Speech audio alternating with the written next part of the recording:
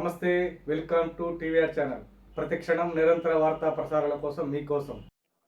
ప్రతి నెల రాష్ట్ర ప్రభుత్వానికి 18,000 నుంచి 18,500 కోట్ల రూపాయల ఆదాయం ఉంది. ప్రతి నెల రాష్ట్ర ప్రభుత్వానికి 18,000 నుంచి 18,500 కోట్ల రూపాయల ఆదాయం ఉంది. ఓ నెల 200 ఎక్కువ, 200 తక్కువ. ఇది ప్రతి నెల ఆదాయం. 6,500 కోట్ల రూపాయలు ప్రభుత్వ ఉద్యోగస్తుల జీతభత్యాలు, పెన్షన్లు, అవుట్సోర్సింగ్, కాంట్రాక్ట్ ఏదన్నా అనుకోండి, మీకు ప్రతి నెల జీతభత్యాలు ఇవ్వడానికి 6,500 కోట్లు పోతున్నాయి. ఇంకొక 6,500 కోట్లు అయ్యగారు చేసిన అప్పులకు తప్పులకు ప్రతి నెల 10 తారీఖు లోపల కట్టాల్సి వస్తుంది. 7 లక్షల కోట్ల అప్పులు చేసిండు, కాళేశ్వరం లాంటి తప్పులు చేసిండు. ఈ రెండింటి కలిపి, ఈ అప్పులకు తప్పులకు కలిపి, ఇష్టం ఉన్నా లేకపోయినా, నాకు నచ్చినా నచ్చకపోయినా ఆయన నాకు ఇచ్చిన నజరానా ఏందయ్యా అంటే ప్రతి నెల 6,500 కోట్ల రూపాయలు నేను అప్పులోకి కట్టాల్సిందే. నేను ఒక పూట ఉపాసం పండినా బ్యాంకులో, రిజర్వ్ బ్యాంకులో పడంగానే వాళ్ళే కూర్చుకుంటారు, నన్ను అడగను కూడా అడగరు. ఇది ఒక డబ్బా నా ఆదాయం. ఇందులో ప్రతి రూపాయి పడంగానే 1 తారీఖు నుంచి 10 తారీఖు లోపల ఈ అప్పులు ఇచ్చిన బ్యాంకులు, రిజర్వ్ బ్యాంకు నుంచి అటే తీసుకొని పోతారు. 6,500 అటు పోయినాయి. మీరు మా బంధువులు, ఆత్మబంధువులు కాబట్టి 6,500 కోట్లు మీ ఉద్యోగస్తులకు ఇస్తున్నా. 13,000 కోట్ల రూపాయలు అయిపోయినాయి. ఇక నా దగ్గర ఎంత మిగిలిందా అంటే 5,000 నుంచి 5,500 కోట్లు.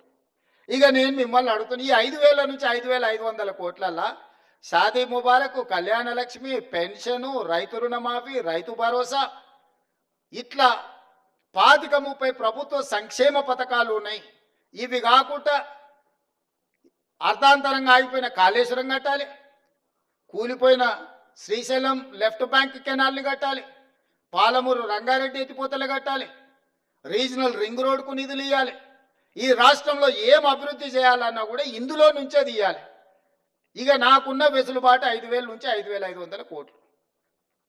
నేను ఇచ్చిన గ్యారంటీలు కానీ, అంతకుముందు నుంచి వచ్చిన వారసత్వం కానీ, ఇవన్నీ కలిపితే నాకు ఇంకొక 18,000 కోట్లు కావాలి.